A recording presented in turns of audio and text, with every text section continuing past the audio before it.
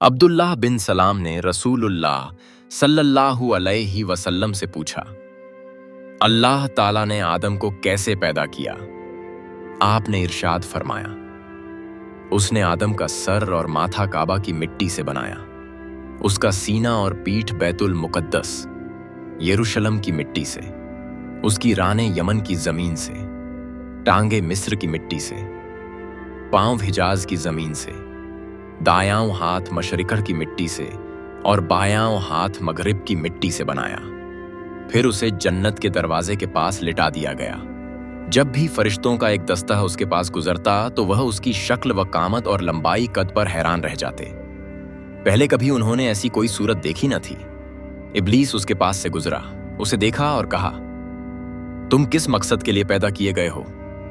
फिर उसने उसे एक हाथ से मारा और देखो, वह खोखला निकल आया। वह उसके मुंह में दाखिल हुआ और पिछले हिस्से से बाहर आ गया। फिर उसने अपने साथियों फरिश्तों से कहा जो उसके साथ थे, यह एक खोखली मखलूक है, यह मजबूत नहीं, न यह एक साथ टिक्का रहता है।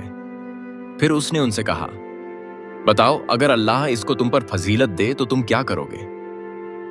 उन्होंने कहा, हम अपने रब की इताअत करेंगे। तो इब्लीस ने अपने दिल में कहा, बेशक अगर वह मुझे इस पर फौकियत देगा तो मैं उसके खिलाफ बगावत करूंगा, और अगर मुझे इस पर फौकियत मिल गई तो मैं उसे हलाक कर दूंगा। अल्लाह ताला ने फरमाया, मैं जानता हूं जो कुछ तुम जाहिर करते हो और जो कुछ तुम छुपाते हो, यानी फरिश्तों की इताअत और इब्लीस की छिपी हुई नाफरमानी। फिर अल्लाह ताला ने फरमाया, और जब हमने फरिश्तों से कहा कि आदम को सजदा करो तो सब ने सजदा किया सिवाय इब्लीस के। उसने इनकार किया और तकब्बुर किया और वह काफिरों में से हो गया।